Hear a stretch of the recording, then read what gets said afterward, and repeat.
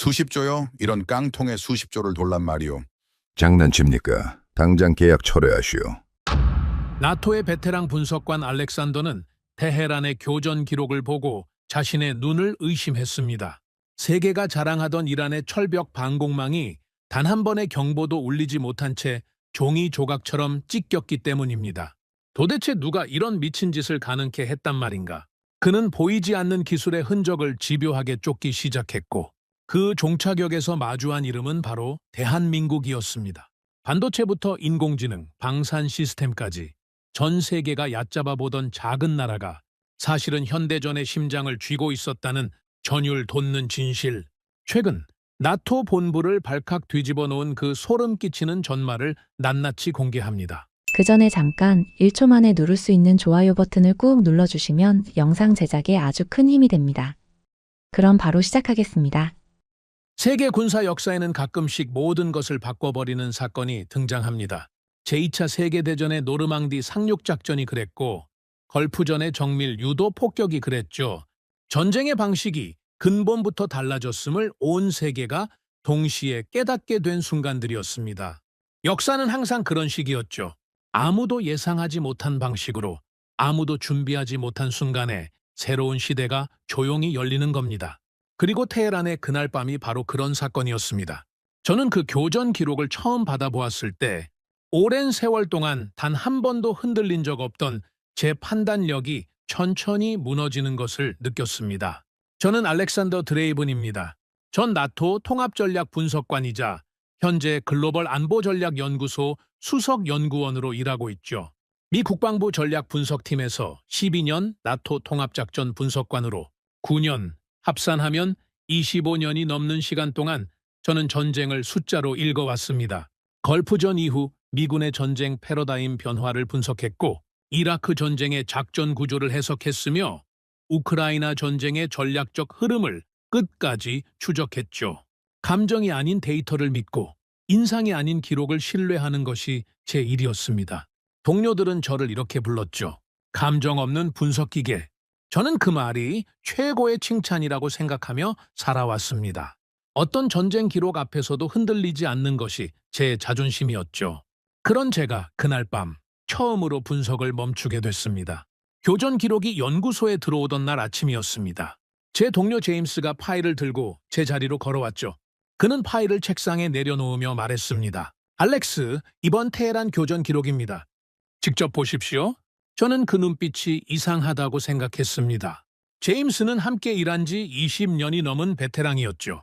전쟁터에서 날아온 어떤 자료 앞에서도 표정 하나 바꾸지 않던 사람이었습니다. 수십 년의 현장 경력이 만들어낸 특유의 무덤덤함이 있었죠. 그런 제임스의 얼굴에 제가 한 번도 본 적 없는 표정이 떠올라 있었습니다. 저는 천천히 파일을 집어들었습니다. 첫 페이지를 넘기는 순간 저는 그가 왜 그런 표정을 짓고 있었는지 단번에 이해했습니다. 탐지 성공 횟수 제로, 요격 미사일 발사 횟수 제로, 경보 발령 횟수 제로.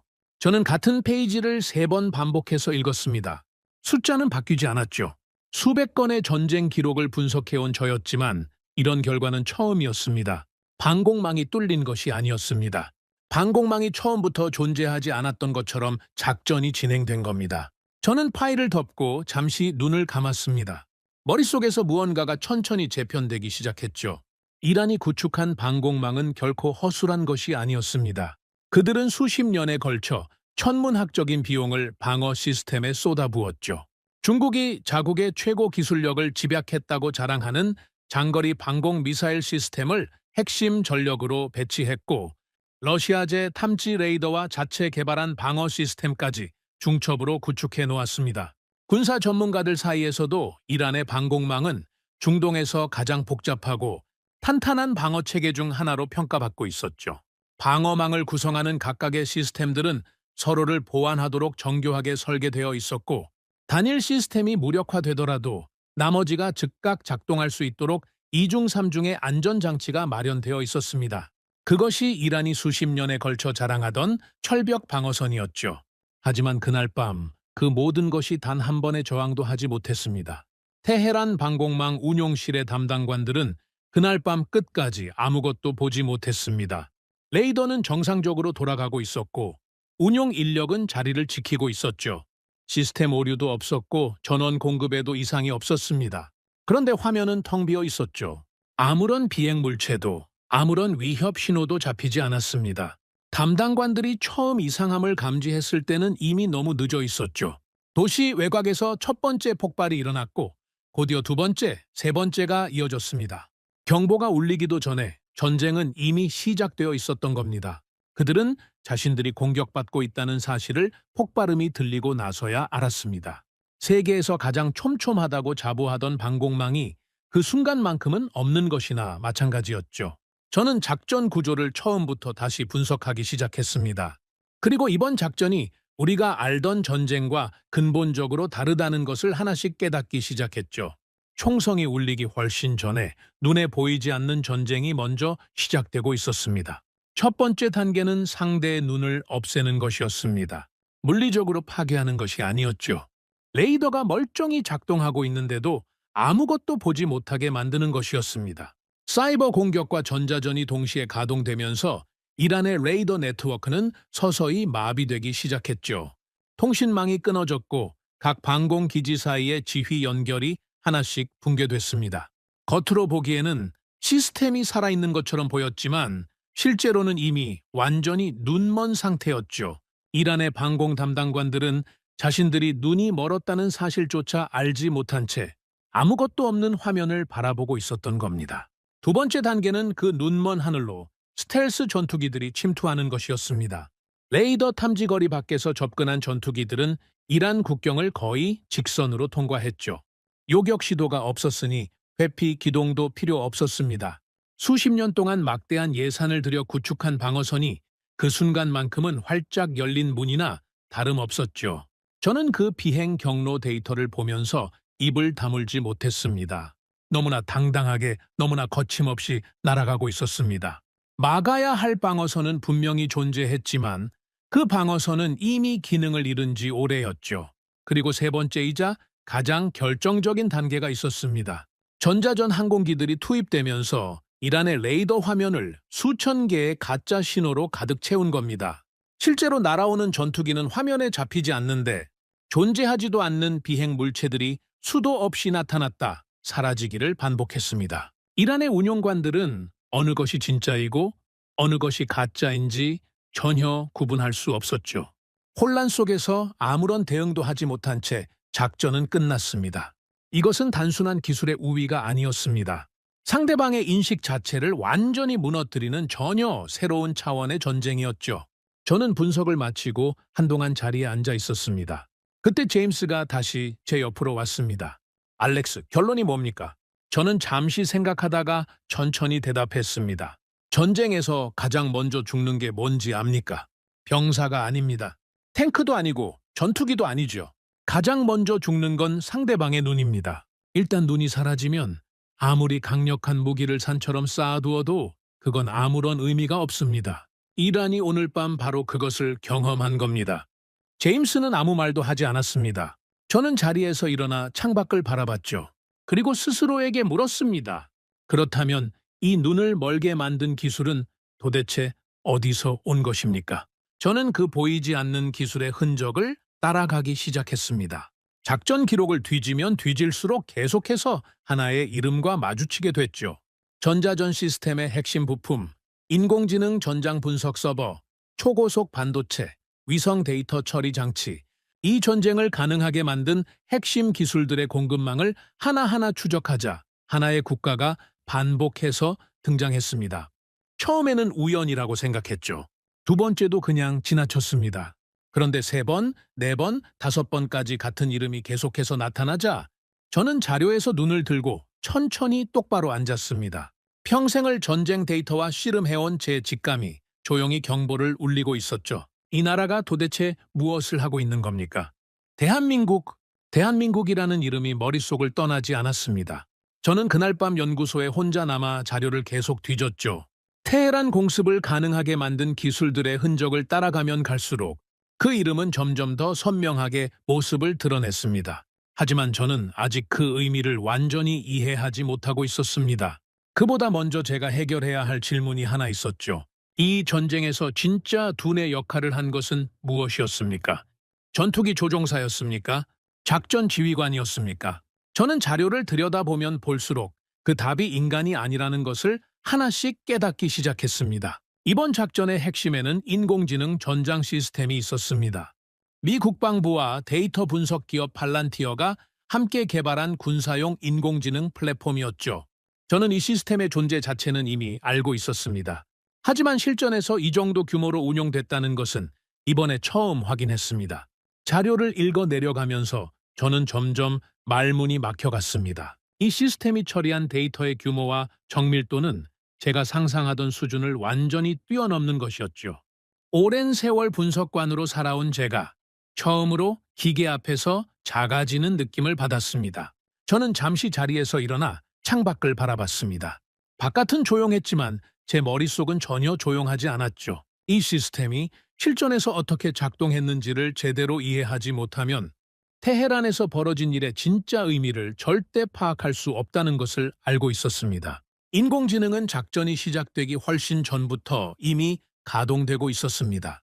위성 영상, 드론 감청 기록, 특수부대가 수집한 현장 정보, 통신 기록, 수개월치 이동 패턴 데이터까지 수백만 건의 정보가 실시간으로 분석되고 있었죠.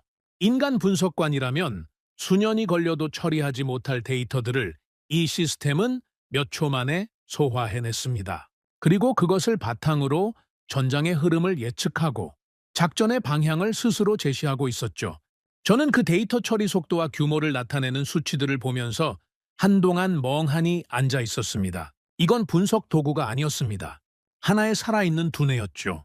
인간이 만들어낸 두뇌가 이제 인간 대신 전쟁을 읽고 인간 대신 결정을 내리고 있었습니다. 저는 그 사실을 인정하는 것이 불편했습니다. 하지만 자료는 제 감정을 배려해주지 않았죠. 다음 날 아침 연구소에 출근한 제임스가 제 책상 위에 쌓인 자료들을 보며 물었습니다. 밤새 여기 있었습니까? 네, 이것 좀 보십시오. 저는 인공지능 전장 시스템 분석 자료를 그에게 내밀었습니다. 제임스는 자료를 훑어보다가 천천히 고개를 들었습니다. 알렉스, 이게 말이 됩니까? 저도 처음엔 그렇게 생각했습니다. 그런데 숫자들이 전부 실제 기록입니다. 제임스는 다시 자료를 내려다봤습니다. 저는 그가 어느 부분에서 멈췄는지 알 수 있었죠. 인공지능이 특정 고위 인물의 위치를 예측한 대목이었습니다. 이 부분이 저를 가장 오래 붙잡아 둔 내용이었습니다. 인공지능은 수개월치 이동 패턴과 통신 기록, 그리고 주변 인물들의 행동 변화를 종합 분석한 끝에 특정 고위 인물이 특정 장소에서 회의를 개최할 확률을 계산해냈습니다. 그 확률이 얼마였는지 아십니까? 92.7%였습니다. 그리고 예측한 시간대는 오전 8시 10분에서 9시 40분 사이였죠. 실제 회의는 그 시간대에 정확히 개최됐습니다. 저는 이 수치를 보면서 등줄기가 서늘해지는 것을 느꼈습니다. 이것은 단순한 정보 분석이 아니었습니다. 인간의 행동 자체를 수학으로 풀어낸 것이었죠. 수십 년간 현장에서 쌓아온 정보관의 감각과 직관을 숫자로 대체해버린 겁니다. 저는 그 사실이 놀랍기도 했지만 한편으로는 왠지 모를 서늘함을 느꼈습니다. 전쟁이 점점 인간의 손을 떠나고 있다는 느낌이었죠. 제임스가 낮은 목소리로 말했습니다. 알렉스, 이게 앞으로의 전쟁 방식입니까? 저는 대답하지 않았습니다. 대신 다음 자료를 펼쳤습니다. 인공지능의 역할은 거기서 끝이 아니었습니다. 전투기 작전 전체가 이 시스템의 판단 아래 움직이고 있었죠. 침투 루트 계산, 전자전 주파수 설정, 타격 순서 결정, 철수, 루트 생성까지 모든 것이 인공지능이 실시간으로 산출한 최적의 방안을 따르고 있었습니다. 조종사들은 인공지능이 제시한 경로를 따라 날았고 전자전 운용관들은 인공지능이 선택한 주파수로 교란을 실시했죠. 이번 작전에서 총 출격 횟수는 700회를 넘었습니다. 그 복잡한 작전의 흐름을 하나의 유기적인 움직임으로 조율한 것이 바로 인공지능이었습니다. 전쟁터에서 벌어지는 수천 가지 상황 변화를 동시에 읽고 판단하는 것, 그것은 이미 인간의 영역을 넘어선 일이었죠. 아무리 뛰어난 지휘관이라도 그 속도와 정밀도를 따라갈 수는 없었습니다. 저는 작전 초기 위험도 분석 자료를 들여다봤습니다. 인공지능 시뮬레이션이 투입되기 전 인간 분석관들이 산출한 초기 작전 위험도는 18%였습니다. 군사 작전에서 18%의 실패 가능성은 결코 낮은 수치가 아니었죠. 작전 승인 자체를 재고해야 할 수준이었습니다. 그런데 인공지능이 수천 번의 시뮬레이션을 돌린 끝에 제시한 최적화된 작전안의 위험도는 얼마였는지 아십니까? 0.7%였습니다. 18%가 0.7%로 바뀐 겁니다. 저는 그 숫자를 보면서 한동안 말을 잃었습니다. 이것은 단순히 계획을 다듬은 것이 아니었죠. 전쟁 자체를 처음부터 다시 설계한 것이었습니다. 그 오랜 경력 속에서도 이런 수치는 한 번도 본 적이 없었습니다. 저는 그 사실을 마주하면서 분석가로서의 자존심과 냉정한 현실 사이에서 묘한 충돌을 느꼈습니다. 하지만 숫자는 감정을 배려하지 않습니다. 데이터는 언제나 냉정했죠. 저는 자리에서 일어나 연구소 창밖을 바라봤습니다. 평생을 전쟁 분석에 바쳐온 저는 항상 인간을 중심에 놓고 생각해왔습니다. 지휘관의 판단, 병사들의 용기, 현장 지휘관의 결단. 전쟁은 결국 인간의 싸움이라고 믿어왔죠. 하지만 이번 작전에서 인공지능은 인간보다 먼저 결정을 내리고 인간보다 훨씬 더 정확하게 전장을 읽고 있었습니다. 조종사들은 뛰어났습니다. 지휘관들도 탁월했죠. 하지만 이번 전쟁의 진짜 두뇌는 그들이 아니었습니다. 그리고 그 인공지능 두뇌를 움직이게 만든 것은 결국 반도체였습니다. 수백만 건의 데이터를 실시간으로 처리하고 수천 번의 시뮬레이션을 순식간에 돌려내는 그 모든 능력은 반도체의 성능에서 비롯된 것이었죠. 인공지능이 아무리 뛰어나도 그것을 구동하는 반도체가 없다면 아무 의미가 없었습니다. 제임스가 옆에 서서 조용히 말했습니다. 알렉스, 앞으로는 전쟁을 잘하는 나라가 이기는 게 아니겠군요. 전쟁을 가장 잘 계산하는 나라가 이기는 겁니까? 저는 천천히 고개를 끄덕이며 대답했습니다. 더 정확히 말하면 가장 좋은 계산 도구를 가진 나라가 이기는 겁니다. 그리고 그 계산 도구의 심장은 반도체입니다. 제임스는 잠시 침묵했습니다. 저는 책상으로 돌아와 반도체 공급망 자료를 펼쳤습니다. 이 인공지능 전장 시스템을 실제로 구동한 초고속 메모리, 반도체, 연산 처리 칩, 데이터 처리 서버의 핵심 부품들, 그 출처를 하나씩 확인해 나갔죠. 그리고 얼마 지나지 않아 저는 자료 위에 손을 멈췄습니다. 어제도 이 이름이었습니다. 전자전 시스템을 추적했을 때도 이 이름이 나왔죠. 위성 데이터 처리 장치를 확인했을 때도 마찬가지였습니다. 그리고 이제 인공지능 전장 시스템의 핵심 반도체를 추적하니 또다시 같은 이름이 나오고 있었습니다. 3번도 아니고 4번도 아니었습니다.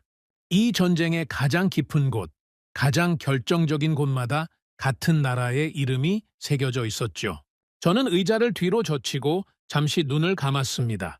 그동안 저는 미국과 중국이라는 두 축을 중심으로 세계 군사 질서를 분석해왔습니다. 강대국들의 군사력 경쟁, 기술 패권 다툼, 동맹 구조의 변화. 그 모든 분석의 중심에는 항상 미국과 중국이 있었죠. 그런데 지금 제 눈앞에 펼쳐진 자료들은 전혀 다른 이야기를 하고 있었습니다. 총을 들고 전장에 있지 않아도, 미사일을 발사하지 않아도 이 전쟁의 가장 깊은 곳에서 가장 결정적인 역할을 하고 있는 나라가 있었습니다. 저는 처음으로 제 분석의 방향을 완전히 틀어야 한다는 것을 깨달았습니다. 미국 대 중국의 구도로만 세계 군사 질서를 읽어온 그 시각이 천천히 그러나 분명하게 흔들리기 시작했죠. 나는 지금까지 무엇을 놓치고 있었던 겁니까? 중국 방산의 신화가 무너지고 있었습니다. 저는 그 사실을 데이터로 확인하는 순간 한동안 아무 말도 할 수 없었습니다.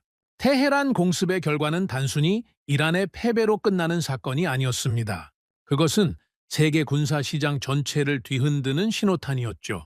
중국이 수십 년에 걸쳐 쌓아올린 방산 수출의 신뢰가 단 하룻밤 사이에 흔들리기 시작했습니다. 저는 그 파장이 어디까지 미칠지를 분석하면서 이것이 단순한 무기 성능의 문제가 아니라는 것을 깨닫기 시작했습니다. 중국이 이란에 수출한 방공 시스템은 단순한 거래 품목이 아니었습니다. 그것은 중국 방산 기술의 상징이었죠.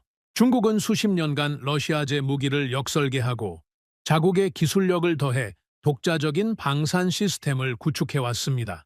그 과정에서 중동과 아프리카, 파키스탄 등 수많은 국가들이 중국산 무기를 선택했습니다. 가격은 서방 무기보다 훨씬 저렴했고 중국은 정치적 조건을 내세우지 않으며 판매했죠. 그것이 중국 방산의 경쟁력이었습니다. 하지만 무기 시장에서 가격보다 중요한 것이 하나 있습니다. 바로 실전 신뢰였습니다. 그리고 테헤란에서 그 신뢰가 산산이 부서졌죠. 저는 연구소 내부 보고서를 꺼냈습니다. 이란 공습 이후 중동 각국의 군사 당국에서 보내온 문의와 반응들이 정리되어 있었습니다. 그 내용을 읽는 내내 저는 묵직한 감각이 가슴을 누르는 것을 느꼈습니다. 한 중동 국가의 군사 당국자는 보고서에 이렇게 적어 놓았습니다. 우리도 같은 시스템을 운용하고 있다. 이게 우리라면 어떻게 됐겠는가?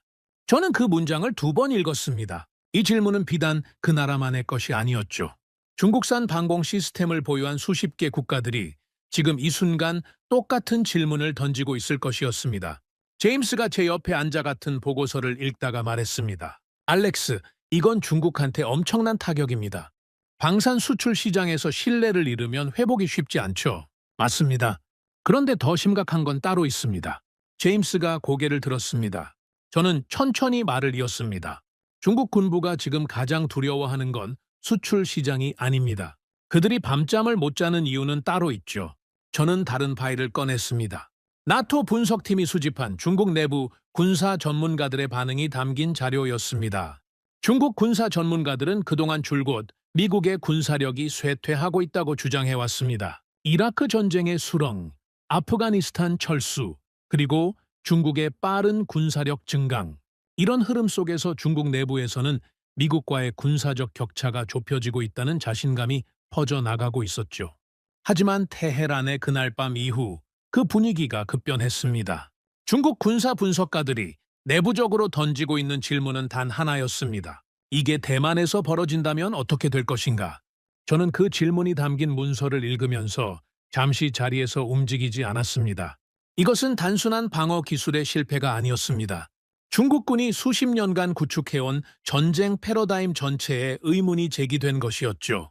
중국군의 전쟁 전략은 압도적인 물량과 미사일 전력을 중심으로 설계되어 있었습니다. 대만 해협에서 전쟁이 벌어질 경우 수천 발의 미사일로 대만과 주변 미군 기지를 무력화한다는 것이 핵심 시나리오였죠.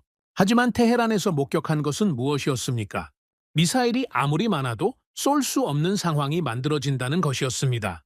눈이 멀고 귀가 막히고 지휘체계가 붕괴된 상태에서는 아무리 강력한 무기도 쓸모가 없었습니다. 저는 중국군이 내부적으로 연구하기 시작한 항목들을 살펴봤습니다. 전자전 대응 능력, 네트워크 전쟁 체계, 인공지능 기반 지휘 시스템, 이 3가지가 중국군의 긴급 연구 과제로 떠오르고 있었습니다.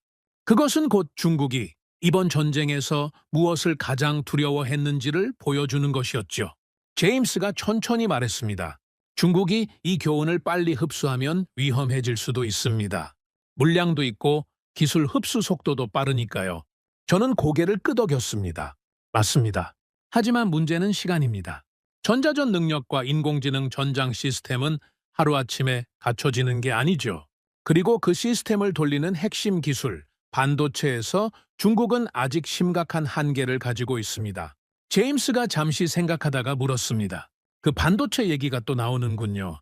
그럼 결국 이 전쟁의 승패를 가른 것도 반도체였다는 겁니까? 그렇습니다. 그리고 그게 제가 지금 가장 집중하고 있는 부분입니다. 저는 자리에서 일어나 연구소 한쪽 벽에 걸려있는 세계 지도를 바라봤습니다. 냉전 이후 세계 군사 질서는 언제나 미국을 정점으로 움직여 왔습니다. 그 구조에 도전한 것이 중국이었죠. 중국은 천문학적인 국방 예산을 쏟아부으며 항공모함을 건조하고 스텔스 전투기를 개발하고 극초음속 미사일을 시험했습니다. 겉으로 보이는 숫자만 놓고 보면 중국의 군사력은 분명히 성장하고 있었습니다. 하지만 테헤란의 그날 밤이 증명한 것은 숫자가 전부가 아니라는 것이었습니다.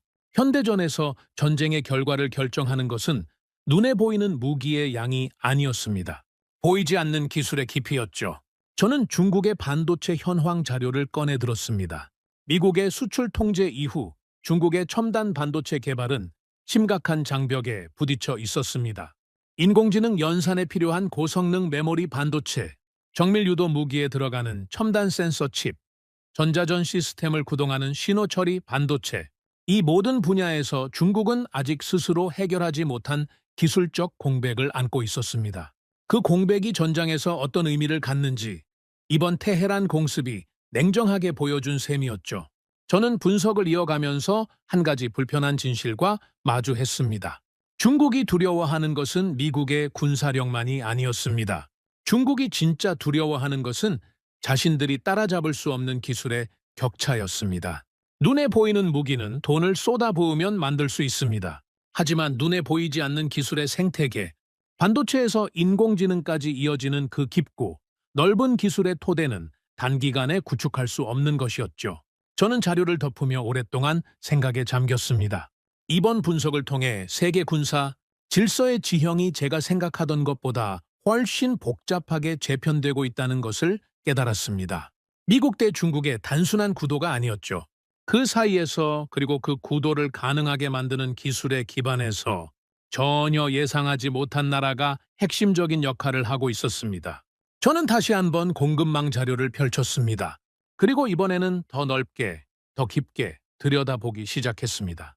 현대전을 가능하게 만드는 핵심 기술들, 그 기술들이 어디서 만들어지고 어디서 공급되는지를 처음부터 다시 추적했죠. 데이터는 흔들림 없이 같은 방향을 가리키고 있었습니다. 저는 천천히 고개를 들었습니다. 그리고 제임스를 바라보며 말했습니다. 제임스, 우리가 이 전쟁에서 정작 놓친 게 있을지도 모릅니다. 제임스가 눈썹을 올리며 물었습니다. 무슨 말입니까? 총을 쏜 나라만 봤다는 겁니다. 그 총을 쏠 수 있게 만든 나라는 제대로 보지 못했죠. 제임스는 잠시 침묵했습니다. 저는 자료 위에 손을 올려놓으며 천천히 말을 이었습니다. 현대전의 승패는 전장에서 결정되지 않습니다. 전장이 시작되기 훨씬 전, 보이지 않는 기술의 공급망에서 이미 결정되고 있었습니다. 그리고 저는 그 공급망의 가장 중요한 지점에서 계속해서 같은 나라를 발견하고 있었습니다. 대한민국, 이 나라가 단순한 기술 공급국이 아니라는 것을 저는 이제 확신하기 시작했습니다. 무언가 훨씬 더 큰 그림이 있었죠. 저는 그 그림을 제대로 보기 위해 처음부터 다시 시작해야 했습니다. 연구소의 밤은 언제나 낮보다 더 많은 것을 말해줬습니다. 낮에는 보고서가 오가고 회의가 열리고 분석관들이 제각각의 판단을 쏟아냈습니다. 하지만 밤이 되어 연구소가 조용해지면 저는 비로소 자료와 단둘이 마주 앉을 수 있었죠. 그날 밤도 그랬습니다. 저는 테헤란 공습 이후 수집된 전장 데이터를 처음부터 다시 들여다보고 있었습니다. 단순히 작전의 성공 요인을 분석하는 것이 목적이 아니었습니다. 저는 이 전쟁의 기술적 기반을 만든 공급망을 끝까지 추적하고 싶었습니다. 누가 이 전쟁을 가능하게 만들었는지 그 진짜 주인공을 찾고 싶었죠. 전자전 시스템 로그부터 시작했습니다. 이란의 레이더 네트워크를 교란한 장비들의 부품 출처를 하나씩 확인해 나갔습니다. 신호 처리 칩, 고주파 송수신 소자, 디지털 주파수 변조 장치, 각각의 부품들이 어디서 만들어졌는지를 역추적하는 작업이었습니다. 처음 몇 가지는 예상대로였습니다. 미국 기업들의 이름이 나왔고 일부 유럽 부품 업체들도 등장했죠. 그런데 핵심 연산 칩을 추적하는 순간 저는 처음으로 그 이름과 마주쳤습니다. 대한민국, 저는 잠시 멈췄습니다. 우연일 수 있었죠. 반도체 강국으로 알려진 나라였으니 이름이 나오는 것 자체가 이상한 일은 아니었습니다. 저는 계속 분석을 이어갔습니다. 다음은 인공지능 전장 시스템의 연산 서버였습니다. 수백만 건의 데이터를 실시간으로 처리하는 그 서버의 핵심 메모리 반도체, 공급사를 확인하자 같은 이름이 나왔습니다. 저는 눈썹을 약간 올렸습니다. 두 번째였죠. 그 다음은 위성 데이터 처리 장치였습니다. 전장 상공을 날며 실시간 영상을 전송하는 정찰 위성의 데이터를 지상에서 처리하는 시스템의 핵심 부품. 역시 같은 나라였습니다. 세 번째였죠. 저는 자료에서 눈을 들고 잠시 허공을 바라봤습니다. 그리고 다시 자료로 시선을 내렸습니다. 정밀 유도 무기 시스템의 센서 칩. 네 번째, 스텔스 전투기 탑재 전자장비의 신호 처리 소자. 다섯 번째, 드론 감청 장비의 고속 연산 칩. 여섯 번째, 저는 자료 위에 펜을 내려놓았습니다. 그리고 천천히 의자를 뒤로 밀며 등바디에 기댔습니다. 6번이었습니다. 전혀 다른 분야의 기술들을 독립적으로 추적했는데 6번 모두 같은 나라가 나왔습니다. 이것은 우연이 아니었습니다. 우연이라고 보기에는 너무 일관된 패턴이었죠. 저는 그날 밤 자정이 넘도록 자리를 뜨지 않았습니다. 다음 날 아침 제임스가 출근하자마자 제 표정을 보고 멈춰 섰습니다. 알렉스, 또 밤새웠습니까? 앉으십시오. 보여드릴 게 있습니다. 저는 밤새 정리한 자료를 제임스 앞에 펼쳤습니다. 전자전 시스템부터 시작해서 인공지능 서버, 위성 처리 장치, 정밀 유도 무기, 스텔스 탑재 장비, 드론 감청 장비까지 6가지 핵심 기술 분야의 공급망 추적 결과가 한눈에 정리되어 있었습니다. 제임스는 자료를 천천히 훑어보다가 같은 이름이 반복해서 등장한다는 것을 발견했습니다. 그는 손가락으로 그 이름을 짚으며 말했습니다. 대한민국이 이렇게 많이 나옵니까? 6번입니다. 전혀 다른 기술 분야를 각각 독립적으로 추적했는데 전부 같은 나라가 나왔습니다. 제임스는 잠시 말이 없었습니다. 그러다 천천히 고개를 들어 저를 바라봤습니다. 이건 단순한 부품 공급이 아니군요. 맞습니다. 이건 현대전의 기술 인프라 자체입니다. 저는 자료를 한 장 더 꺼냈습니다. 밤새 제가 추가로 정리한 내용이었습니다. 단순히 부품 공급에서 끝나는 것이 아니라 그 기술들이 전장에서 어떤 역할을 했는지를 연결한 분석이었죠. 전자전 시스템의 핵심 칩이 없었다면 이란의 레이더를 교란하는 것이 불가능했습니다. 인공지능 서버에 메모리 반도체가 없었다면 수백만 건의 데이터를 실시간으로 처리하는 것도 불가능했죠. 위성 데이터 처리 장치가 없었다면 전장 상황을 실시간으로 파악하는 것도 불가능했습니다. 어느 하나라도 빠졌다면 이번 작전은 전혀 다른 결과를 낳았을 겁니다. 제임스가 천천히 말했습니다. 그러면 이 전쟁은 한국의 기술이 없었다면 불가능했다는 겁니까? 저는 잠시 생각했습니다. 너무 단순화된 표현이었지만 틀린 말도 아니었습니다. 완전히 불가능했다고 보기는 어렵습니다. 하지만 이 정밀도와 이 효율성으로는 절대 불가능했죠. 작전 성공의 핵심 기술 기반을 한국이 제공한 겁니다. 저는 분석을 더 깊이 파고들기 시작했습니다. 단순히 부품 공급의 문제가 아니라 왜 한국의 기술이 이 분야에서 이토록 핵심적인 위치를 차지하게 됐는지를 이해하고 싶었죠. 저는 한국의 반도체 산업 발전 과정을 들여다봤습니다. 수십 년에 걸친 기술 투자, 세계 최고 수준의 메모리 반도체 생산 능력, 그리고 끊임없는 기술 고도화. 한국이 반도체 강국이라는 것은 알고 있었습니다. 하지만 그것이 군사 기술과 이렇게 깊이 연결되어 있다는 것은 이번에 처음으로 제대로 인식하게 됐습니다. 현대전에서 반도체는 단순한 전자 부품이 아니었습니다. 전장의 두뇌를 만드는 핵심 소재였죠. 인공지능이 아무리 뛰어난 알고리즘을 가지고 있어도 그것을 구동하는 반도체의 성능이 받쳐주지 않으면 실시간 전장 분석은 불가능했습니다. 수천 개의 가짜 신호를 동시에 생성해서 적의 레이더를 교란하는 전자전도 결국은 초고속 신호 처리 반도체가 없으면 구현할 수 없었죠. 정밀 유도 무기가 수십 킬로미터 밖의 목표를 오차 없이 타격하는 것도 센서 칩의 정밀도에서 시작되는 것이었습니다. 전장의 모든 첨단 기술이 결국 반도체로 귀결되고 있었습니다. 그리고 그 반도체의 가장 중요한 공급원 중 하나가 대한민국이었죠. 저는 데이터를 계속 들여다보면서 한 가지 질문이 머릿속을 떠나지 않았습니다. 한국은 이 기술들을 공급하는 나라였습니다. 그렇다면 이 기술들을 직접 운용하는 나라라면 어떨까요? 이 기술의 공급자가 아니라 사용자가 된다면 그 전투력은 어느 수준에 이를 수 있을까요? 저는 그 질문을 떠올리는 순간 등줄기에 서늘한 감각을 느꼈습니다. 단순한 호기심이 아니었습니다. 분석가로서의 본능이 그 질문의 중요성을 감지하고 있었죠. 저는 한국의 군사력 데이터를 꺼냈습니다. 솔직히 말하면 저는 그동안 한국을 미국의 동맹국, 북한과 대치하는 분단국가 정도로만 인식해왔습니다. 동아시아 안보 구도에서 중요한 위치를 차지하고 있지만 세계 군사 질서에 직접적인 영향을 미치는 변수로는 보지 않았죠. 하지만 지금 제 앞에 펼쳐진 데이터는 전혀 다른 그림을 보여주고 있었습니다. 한국은 세계에서 가장 강도 높은 군사훈련 체계를 유지하는 나라 중 하나였습니다.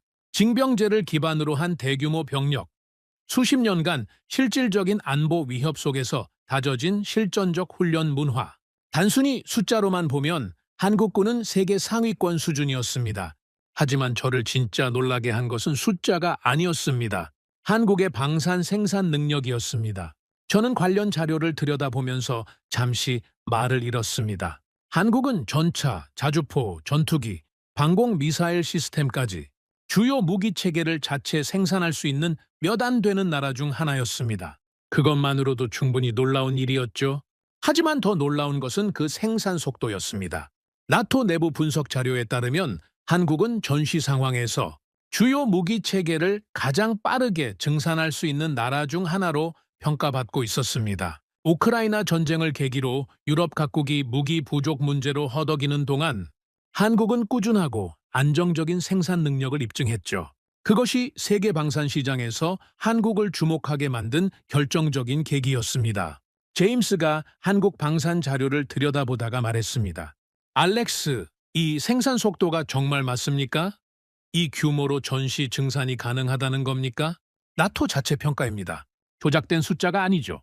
그러면 한국은 단순히 기술 공급국이 아니라 독자적인 전쟁 수행 능력을 가진 나라라는 겁니까? 저는 잠시 생각했습니다. 그것보다 더 중요한 질문이 있습니다. 첨단 반도체 기술, 인공지능 응용 능력, 세계 최고 수준의 방산 생산 능력, 그리고 실전적인 군사 훈련 체계. 이 네 가지를 동시에 가진 나라가 세계에 몇 개나 됩니까? 제임스는 대답하지 않았습니다. 대신 천천히 자료를 내려다봤습니다. 저는 그 침묵이 무엇을 의미하는지 알고 있었죠. 답이 뻔했기 때문이었습니다. 저는 자리에서 일어나 다시 세계 지도 앞에 섰습니다. 동아시아를 바라봤습니다. 한반도는 지도 위에서 작은 땅덩어리였습니다. 하지만 그 위치를 다시 생각해봤습니다. 중국과 일본 사이, 러시아와 인접한 곳, 그리고 태평양으로 향하는 길목, 지정학적으로도 결코 작지 않은 나라였죠. 거기에 지금 제가 분석한 기술력과 방산 능력을 더하면 이 나라는 세계 군사 질서에서 어떤 위치에 있는 것입니까? 저는 그 질문을 마음속에서 천천히 굴렸습니다. 그리고 한 가지 사실을 깨달았습니다. 제가 그동안 한국을 제대로 분석한 적이 없었다는 것이었습니다. 미국의 동맹, 북한의 위협에 노출된 나라, 그 이상으로 한국을 들여다본 적이 없었죠. 하지만 지금 제 앞에 놓인 데이터들은 그 시각이 얼마나 단편적이었는지를 보여주고 있었습니다.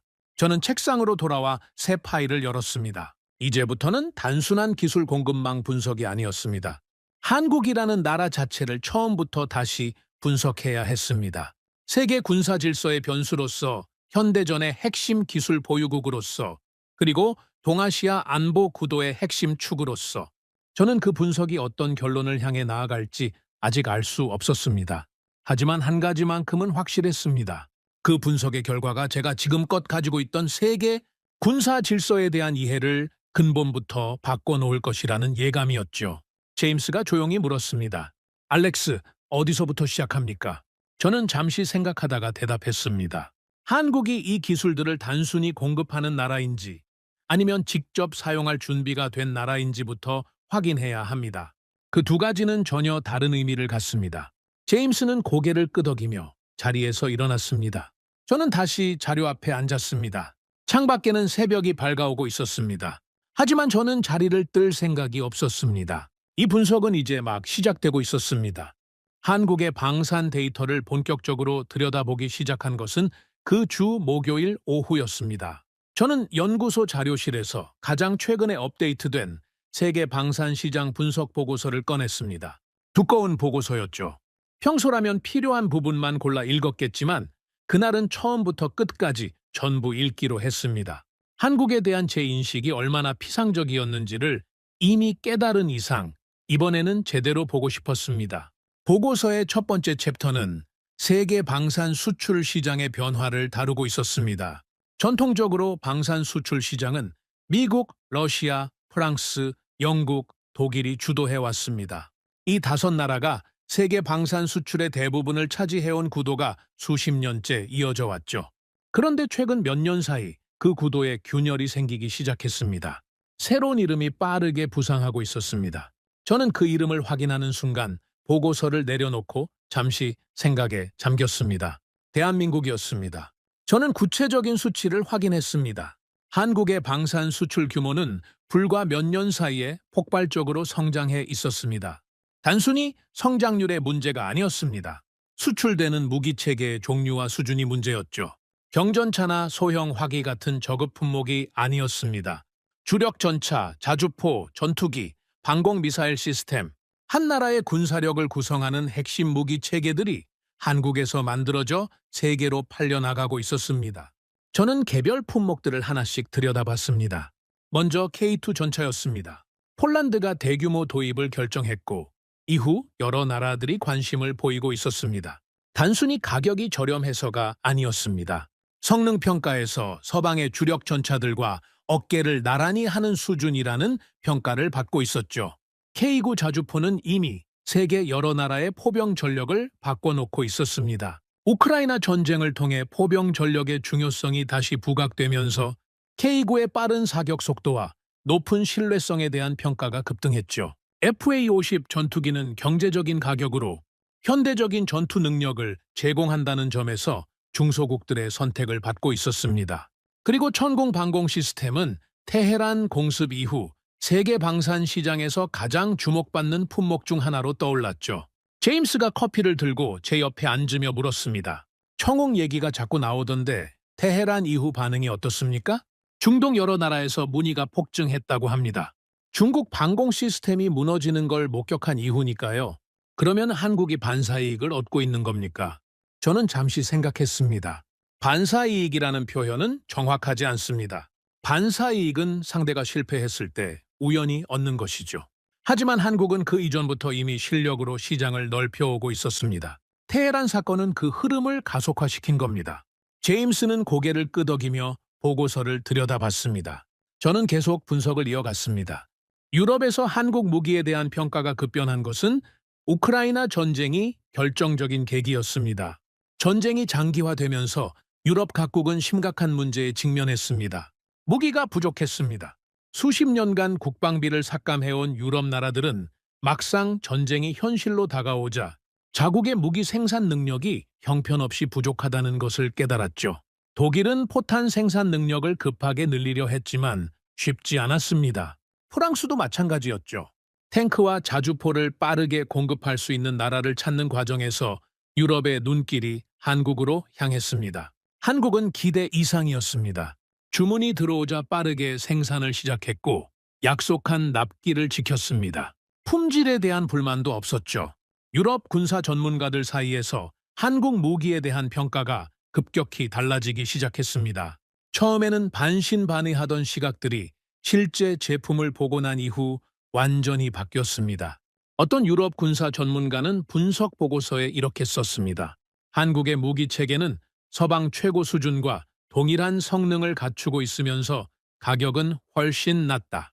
이것은 일시적인 현상이 아니다. 수십 년간 축적된 기술력과 생산 능력의 결과다.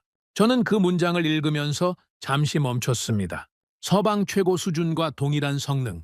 유럽의 군사 전문가들이 이런 평가를 내놓는다는 것은 단순한 칭찬이 아니었습니다. 유럽 군사 전문가들은 자국 방산 산업에 대한 자부심이 강한 사람들이었죠.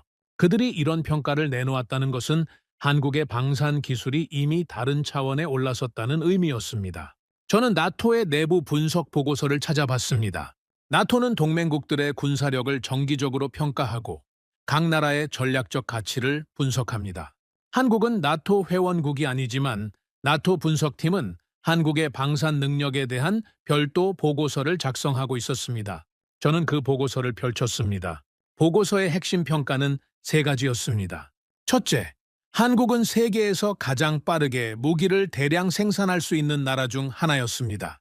전시 상황에서 주요 무기 체계의 생산 능력을 단기간에 수배로 늘릴 수 있는 나라는 손에 꼽았습니다. 한국은 그 몇 안 되는 나라 중 하나였죠. 둘째, 한국의 무기 체계는 자체 개발 비율이 높았습니다. 단순히 외국 기술을 라이선스 생산하는 수준이 아니라 핵심 기술을 자체적으로 개발하고 있었습니다. 이것은 공급망 위기 상황에서도 안정적인 생산이 가능하다는 의미였죠. 셋째, 한국의 방산 기업들은 민간 기술과 군사 기술의 통합 수준이 세계 최고 수준이었습니다. 반도체, 통신, 소프트웨어 분야의 민간 기술력이 무기 체계 개발에 직접 활용되고 있었죠. 이것이 한국 무기 체계가 첨단 전자 장비 분야에서 특히 강점을 보이는 이유였습니다. 저는 보고서를 읽으면서 한 가지 사실이 점점 선명하게 다가오는 것을 느꼈습니다. 한국의 방산 강점과 반도체 기술력은 별개의 이야기가 아니었습니다. 이 두 가지는 하나의 뿌리에서 나오는 것이었죠. 세계 최고 수준의 제조업 기반, 높은 기술 인력의 밀도, 그리고 수십 년간 안보 위협 속에서 갈고 닦은 기술 자립 의지, 이 모든 것이 결합되어 반도체 분야에서도 방산 분야에서도 동시에 세계 최고 수준의 경쟁력을 만들어내고 있었습니다. 제임스가 나토 보고서를 들여다보다가 말했습니다. 알렉스, 이 생산 속도 평가가 사실이라면 전쟁 억지력 측면에서도 엄청난 의미가 있는 거 아닙니까? 전쟁이 장기화될 경우 버틸 수 있는 능력이잖아요? 정확한 지적입니다. 현대전에서 초기 전투력만큼 중요한 게 지속 전투력이죠. 무기와 탄약을 얼마나 빠르게 보충할 수 있느냐가 전쟁의 결과를 바꿉니다. 러시아가 우크라이나에서 고전한 이유 중 하나도 서방의 무기 공급 능력을 과소평가했기 때문이었죠. 그러면 한국은 그 능력을 갖추고 있다는 겁니까? 데이터가 그렇게 말하고 있습니다. 저는 분석을 더 깊이 진행했습니다. 방산 수출 시장에서의 성장만으로는 전체 그림을 보기 어려웠습니다. 저는 한국군 자체의 전투력을 들여다보기 시작했죠. 한국은 징병제를 유지하고 있었습니다. 매년 젊은 남성들이 군에 입대해 훈련을 받고 예비역으로 전환됩니다. 비판적으로 보는 시각도 있지만 군사적 관점에서 이것은 상당한 의미를 가졌습니다. 수십 년간 실질적인 안보 위협 속에서 유지되어 온 징병제는 단순한 제도가 아니었죠. 실전 대비 능력을 갖춘 예비 전력의 거대한 저장고였습니다. 한국군의 훈련 강도는 세계 최고 수준이었습니다. 북한과의 대치 상황이 수십 년간 이어지면서 한국군은 실제 전쟁을 상정한 훈련을 쉬지 않고 이어왔습니다. 이것은 유럽 나라들과 본질적으로 다른 점이었습니다. 냉전 이후 유럽 각국은 실질적인 안보 위협이 사라지면서 훈련 강도가 크게 낮아졌습니다. 그 결과가 우크라이나 전쟁에서 드러났죠. 반면 한국군은 단 하루도 긴장을 풀지 않고 전투 준비 태세를 유지해왔습니다. 저는 그 사실이 갖는 의미를 오랫동안 생각했습니다. 첨단 기술만 있다고 강한 군대가 되는 것은 아닙니다. 그 기술을 실전에서 운용할 수 있는 인력과 훈련 체계가 갖춰져야 하죠. 한국은 세계 최고 수준의 기술을 보유하고 있었고 동시에 그것을 운용할 수 있는 고도로 훈련된 병력을 갖추고 있었습니다. 이 두 가지가 결합된 나라가 세계에 몇이나 됩니까? 저는 자리에서 일어나 연구소 창밖을 바라봤습니다. 오후에 햇살이 길게 늘어지고 있었습니다. 저는 한동안 말없이 서 있었습니다. 머릿속에서 지금까지의 분석들이 하나씩 연결되고 있었습니다. 테헤란에서 발견한 기술 공급망, 반도체 분야에서의 압도적인 위치, 방산 시장에서의 급부상, 나토가 인정하는 생산 능력, 그리고 수십 년간 갈고 닦은 실전적 군사훈련 체계, 이 모든 것이 하나의 나라를 가리키고 있었습니다. 제임스가 제 옆으로 와서 같은 방향을 바라보며 말했습니다. 알렉스, 어떤 생각을 하고 있습니까? 저는 잠시 뜸을 들이다가 대답했습니다. 전쟁을 분석할 때 우리는 보통 두 가지를 봅니다. 전투력과 전략이죠. 탱크가 몇 대, 전투기가 몇 대, 병사가 몇 명, 그리고 그것들을 어떻게 운용하느냐. 그런데 현대전에서는 세 번째 요소가 결정적인 역할을 합니다. 세 번째 요소가 뭡니까? 기술 기반입니다.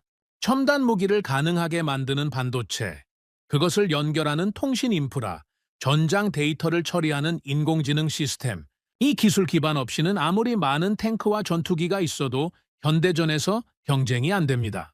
그리고 그 기술 기반에서 한국은 세계 최정상 수준에 있습니다. 제임스가 천천히 고개를 끄덕였습니다. 그러면 지금까지 한국을 과소평가했다는 겁니까? 저는 망설임 없이 대답했습니다. 과소평가가 아닙니다. 제대로 분석조차 하지 않았다는 겁니다. 저뿐만 아니라 대부분의 서방 군사 분석가들이 그랬을 겁니다. 한국을 미국의 동맹, 분단 국가라는 틀로만 봤지 세계 군사 기술과 방산 산업의 핵심 축으로는 보지 않았죠. 저는 책상으로 돌아와 다시 자료를 펼쳤습니다. 아직 확인해야 할 것들이 남아 있었습니다. 방산 수출과 기술력만으로는 전체 그림의 절반밖에 보이지 않았습니다. 나머지 절반은 지정학이었죠. 한국이 어디에 위치하고 있는지, 그 위치가 동아시아 안보 구도에서 어떤 의미를 갖는지를 들여다봐야 했습니다. 그리고 그 분석이 어디로 이어질지 저는 이미 어렴풋이 느끼고 있었습니다. 세계 방산 시장에서 한국의 부상은 단순한 경제적 성공 이야기가 아니었습니다. 그것은 세계 군사 기술의 지형이 바뀌고 있다는 신호였습니다. 수십 년간 소수의 강대국들이 독점해온 방산 기술의 최전선에 새로운 나라가 당당히 이름을 올리고 있었습니다. 그리고 그 나라는 기술만 파는 것이 아니었죠. 스스로 그 기술을 운용할 수 있는 군사력을 갖추고 있었습니다. 저는 자료를 정리하면서 한 가지 결론을 내리고 있었습니다. 한국은 준비되어 있었습니다. 세계가 그것을 알아보기 훨씬 전부터. 그리고 저 같은 분석가들이 주목하기 훨씬 전부터. 조용히, 그러나 빈틈없이 준비되어 있었습니다. 제임스가 자료를 덮으며 말했습니다. 알렉스, 다음 단계가 뭡니까? 이제 어디를 들여다볼 겁니까? 저는 잠시 생각하다가 대답했습니다. 대만입니다. 한국이 이 정도 역량을 갖춘 나라라면 동아시아에서 가장 뜨거운 화약고인 대만 시나리오에서 어떤 변수가 되는지를 확인해야 합니다. 그 분석 결과가 어떻게 나오느냐에 따라 세계 군사 질서에 대한 제 이해가 완전히 달라질 수 있습니다. 제임스는 잠시 침묵했습니다. 저는 새 파일을 열었습니다. 창밖에는 어둠이 내려앉기 시작하고 있었습니다. 하지만 저는 오늘 밤도 이 자리를 쉽게 뜨지 못할 것 같았습니다. 대만 시나리오 분석을 시작하기로 결정한 날 아침, 저는 연구소에 누구보다 일찍 출근했습니다. 책상 위에 자료들을 펼쳐놓고 커피 한 잔을 앞에 두었습니다. 창밖으로는 아직 어스름한 새벽빛이 남아 있었습니다. 저는 잠시 그 빛을 바라보다가 자료로 시선을 내렸습니다. 대만 해협, 지금 이 순간 지구상에서 가장 위험한 화약고 중 하나였습니다. 중국은 오랫동안 대만을 자국의 영토로 주장해왔고 무력 통일의 가능성을 공공연히 시사해왔죠. 미국은 대만 관계법을 근거로 대만의 자위권을 지원하는 입장을 유지하고 있었습니다. 그 두 거인 사이에서 대만은 팽팽한 긴장의 중심에 서 있었습니다. 저는 이 시나리오를 수없이 분석해왔습니다. 하지만 이번에는 전혀 다른 시각으로 접근해야 했습니다. 한국이라는 변수를 제대로 넣어서 들여다봐야 했죠. 나토 연구소에서는 정기적으로 대만 해협 전쟁 시뮬레이션을 진행했습니다. 가상의 전쟁 시나리오를 설정하고 각종 변수들을 조정하면서 전쟁의 흐름과 결과를 예측하는 작업이었죠. 저는 가장 최근에 진행된 시뮬레이션 데이터를 꺼냈습니다. 기본 시나리오는 단순했습니다. 중국이 대만을 침공하고 미국이 개입하는 구도였습니다. 이 구도에서 전쟁의 흐름은 어떻게 전개될까요? 시뮬레이션의 초기 단계는 예상대로였습니다. 중국은 압도적인 미사일 전력으로 대만의 주요 군사시설과 인프라를 타격합니다. 동시에 해상 봉쇄를 실시해 대만을 외부와 차단하죠. 중국의 강점은 물량이었습니다. 수천 발의 탄도미사일, 수백 척의 함정, 수천 대의 전투기.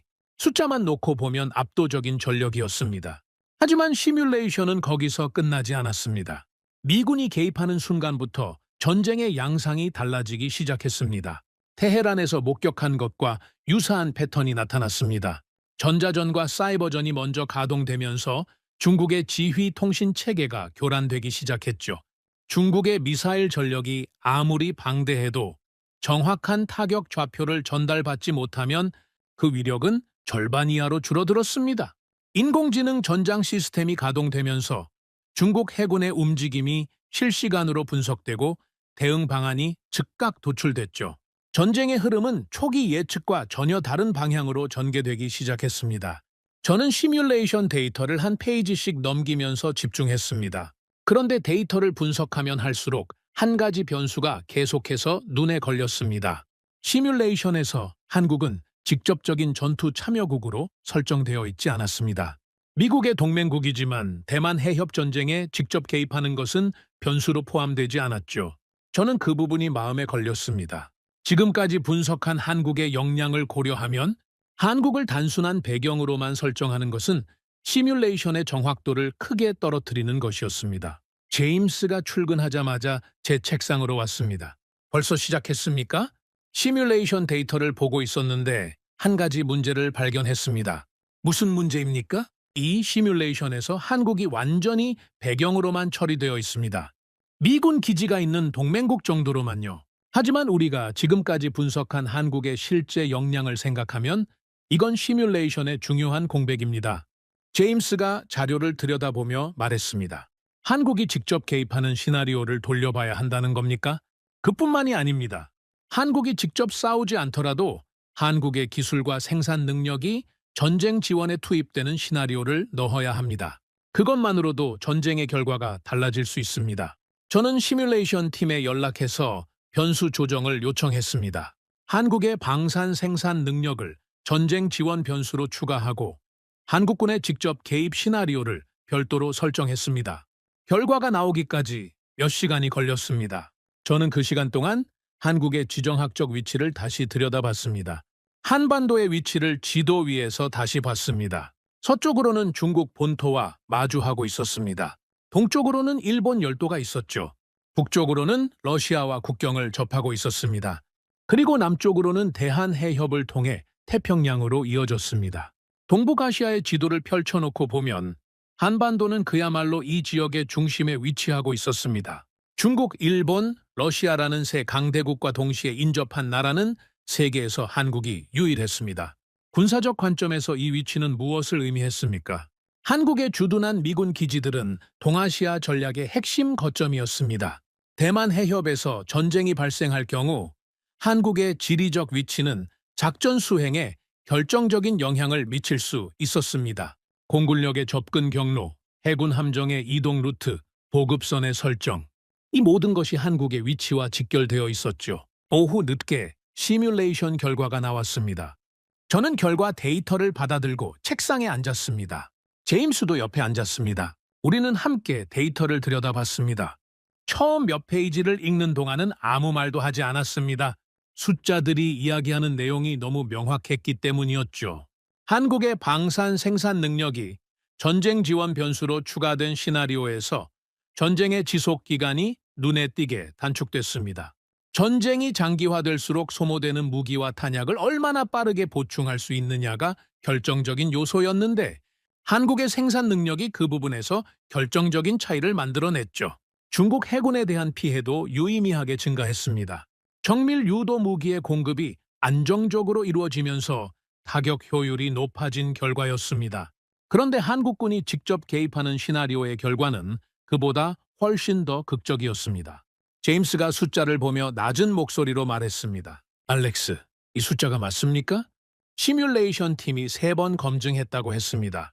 전쟁 기간이 이 정도로 단축될 수 있다는 겁니까?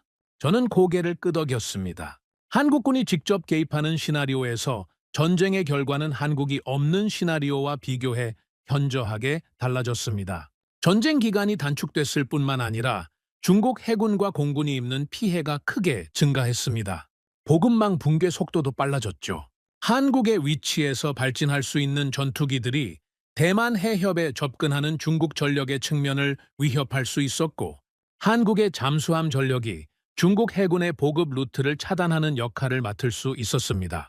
저는 데이터를 더 깊이 들여다봤습니다. 한국이 이 시나리오에서 단순히 추가적인 전력을 제공하는 것이 아니었습니다. 한국의 개입이 전쟁의 구조 자체를 바꿔놓고 있었습니다. 중국은 북쪽에서 한국을 의식하면서 동시에 동쪽에서 미국과 대만을 상대해야 하는 상황에 놓였습니다.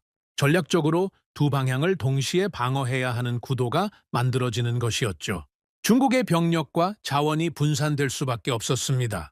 그 분산이 전체 전쟁의 결과에 미치는 영향은 숫자가 보여주는 것 이상이었습니다.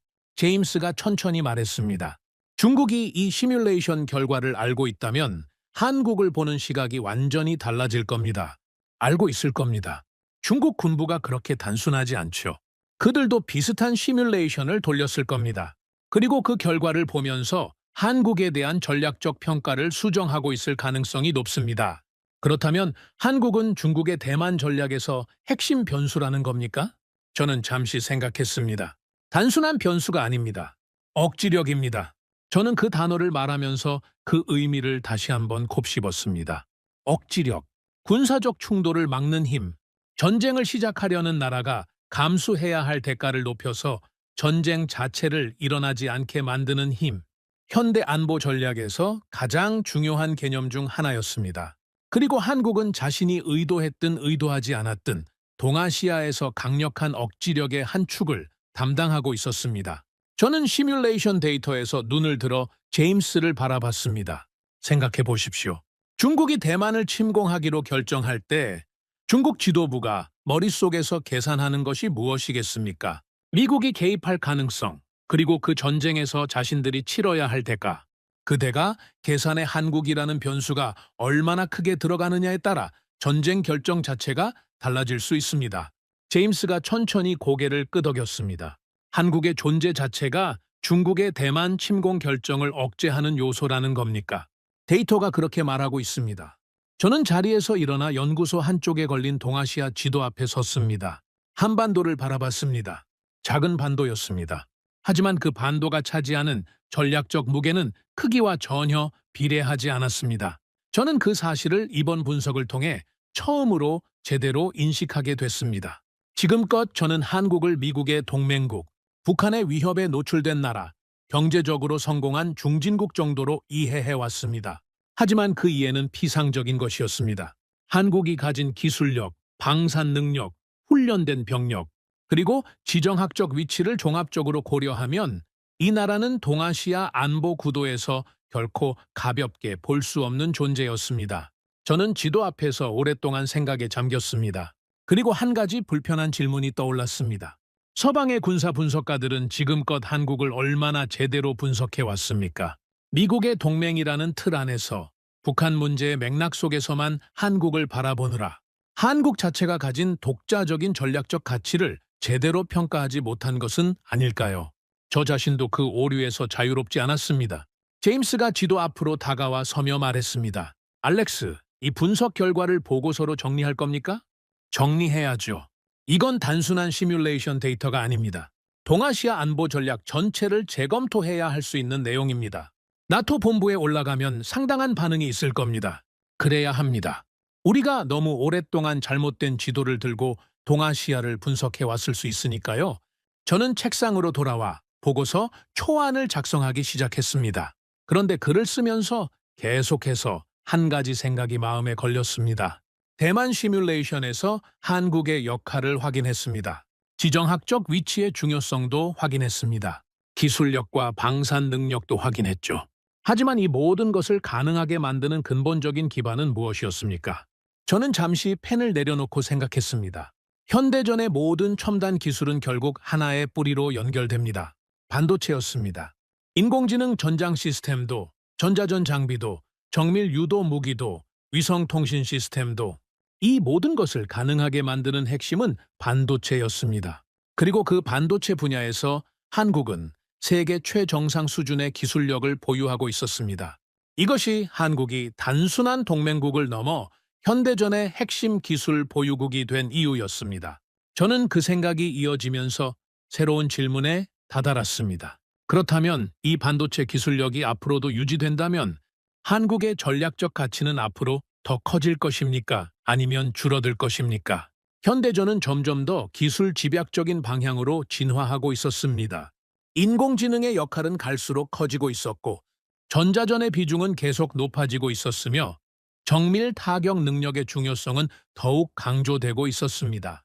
그 모든 방향이 반도체 기술의 중요성을 더욱 높이는 쪽으로 움직이고 있었습니다. 저는 천천히 결론을 향해 나아가고 있었습니다. 아직 확인해야 할 것들이 남아 있었습니다. 하지만 이미 충분한 데이터가 쌓여 있었습니다. 동아시아 안보 구도에서 한국이 차지하는 위치, 현대전 기술의 공급망에서 한국이 갖는 역할, 그리고 대만 시나리오에서 한국이 만들어내는 변화, 이 모든 것이 하나의 방향을 가리키고 있었습니다. 세계 군사 질서의 판이 바뀌고 있었습니다.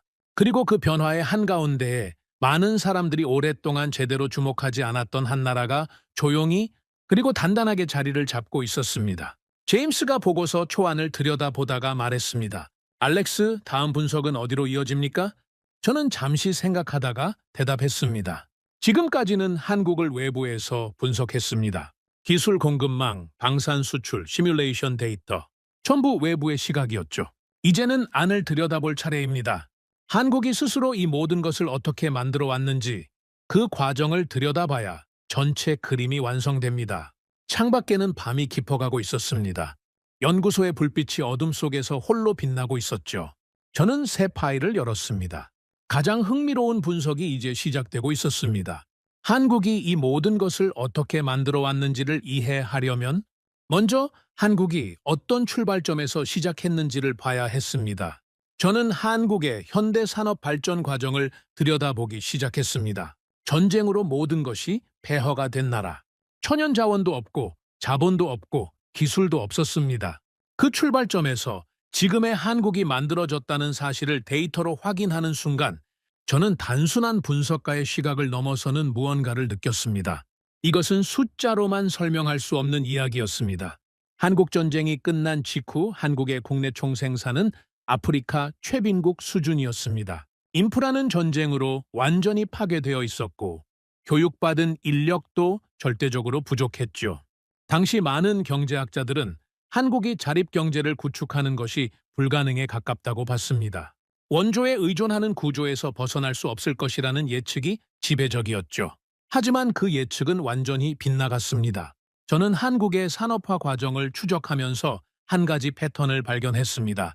한국은 어떤 분야에 진입하든 처음에는 기술을 가져왔습니다. 선진국의 기술을 배우고 모방하고 개량했죠. 하지만 거기서 멈추지 않았습니다.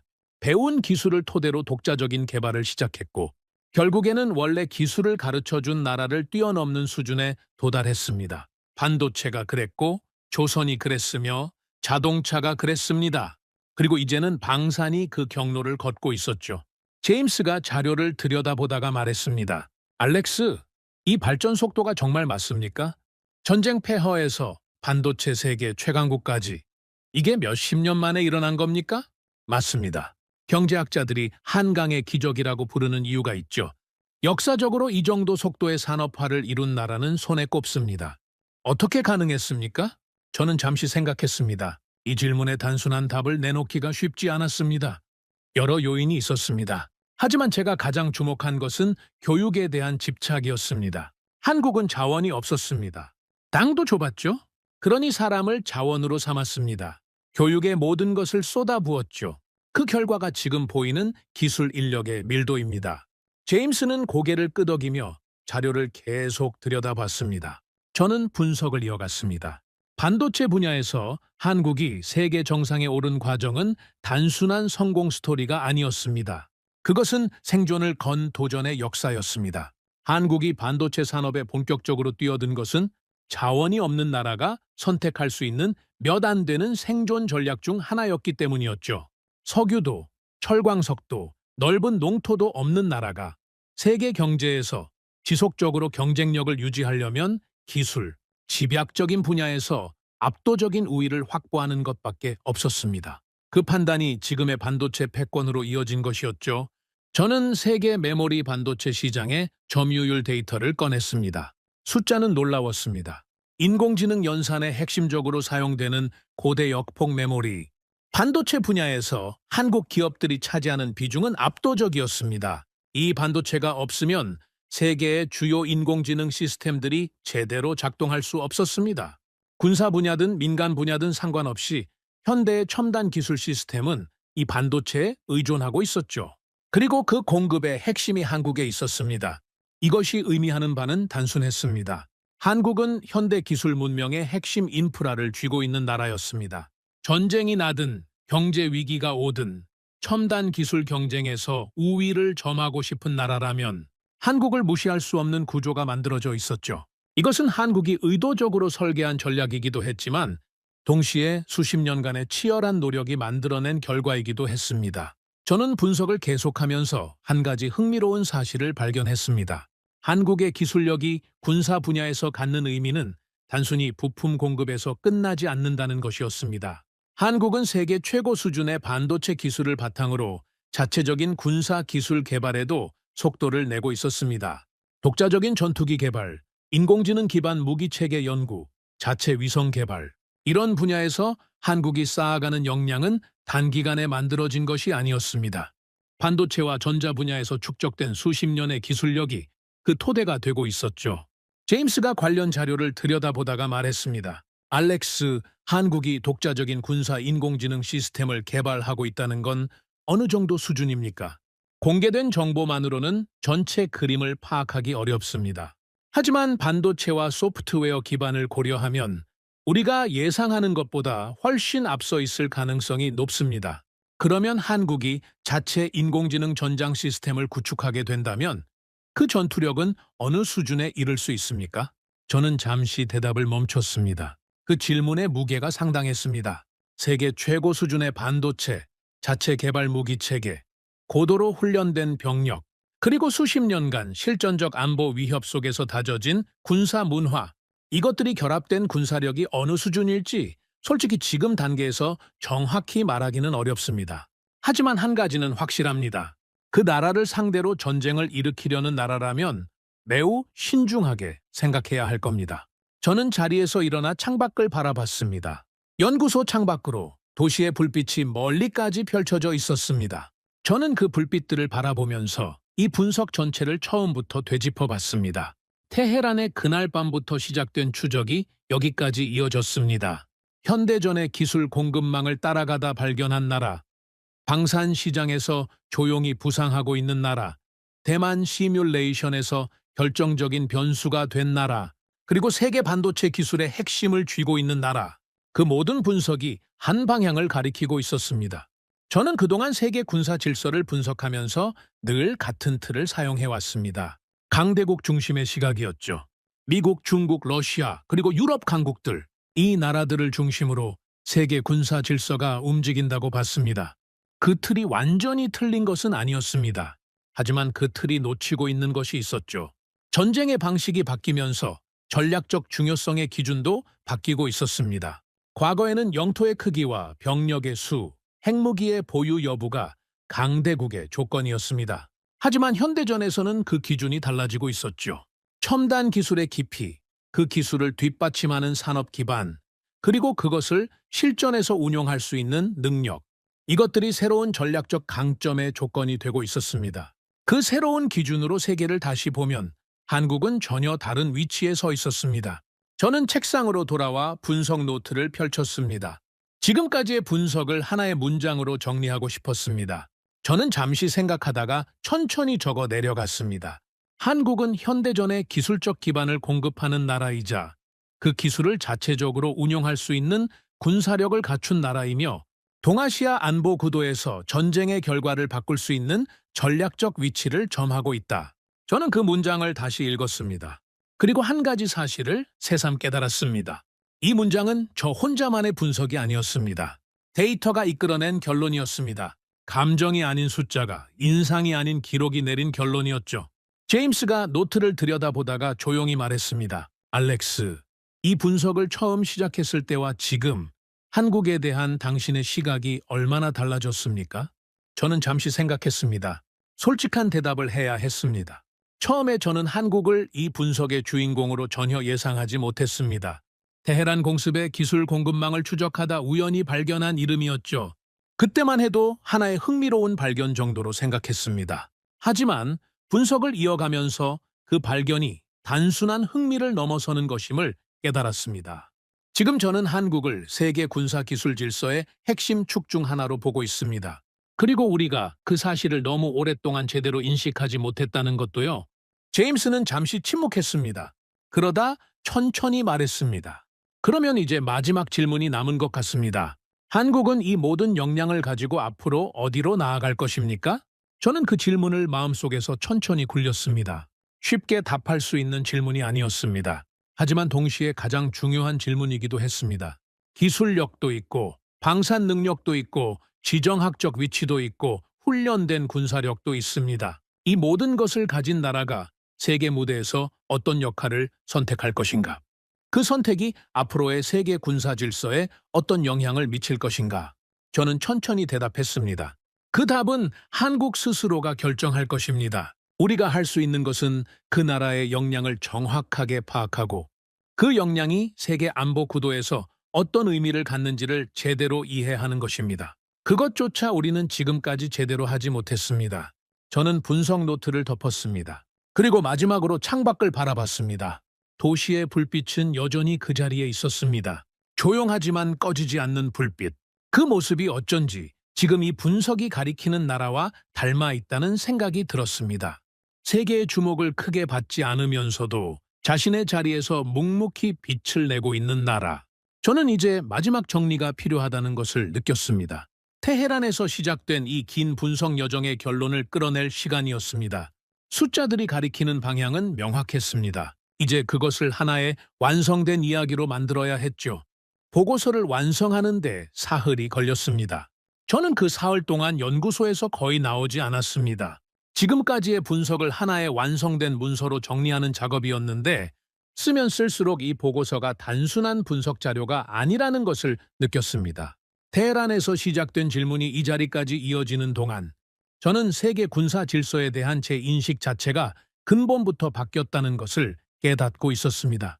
보고서의 첫 페이지를 쓰면서 저는 오랫동안 첫 문장을 고민했습니다. 어떤 문장으로 시작해야 이 분석의 무게를 제대로 전달할 수 있을까요? 저는 결국 가장 단순한 문장을 선택했습니다. 세계 군사 질서의 지형이 바뀌고 있다. 그리고 그 변화의 핵심에 우리가 오랫동안 주목하지 않았던 나라가 있다. 제임스가 초안을 읽다가 고개를 들었습니다. 알렉스, 이 보고서가 나토 본부에 올라가면 상당한 논쟁이 생길 겁니다. 준비됐습니까? 그 논쟁이 필요합니다. 우리가 너무 오랫동안 잘못된 지도를 들고 동아시아를 분석해 왔으니까요. 저는 보고서를 계속 써 내려갔습니다. 분석의 결론은 크게 세 가지였습니다. 첫 번째 결론은 현대전의 승패를 가르는 기준이 근본적으로 바뀌었다는 것이었습니다. 탱크의 수, 전투기의 대수, 병력의 규모, 이것들이 여전히 중요하지 않다는 것이 아니었습니다. 하지만 테헤란에서 목격한 것은 그 모든 숫자들이 기술적 기반 없이는 무용지물이 될 수 있다는 것이었습니다. 눈이 멀면 아무리 강한 주먹도 허공을 칠 수밖에 없었습니다. 현대전에서 가장 먼저 죽는 것은 병사가 아니라 상대방의 눈이었고 그 눈을 멀게 하는 기술의 핵심에 반도체가 있었습니다. 그리고 그 반도체의 가장 중요한 공급원 중 하나가 대한민국이었습니다.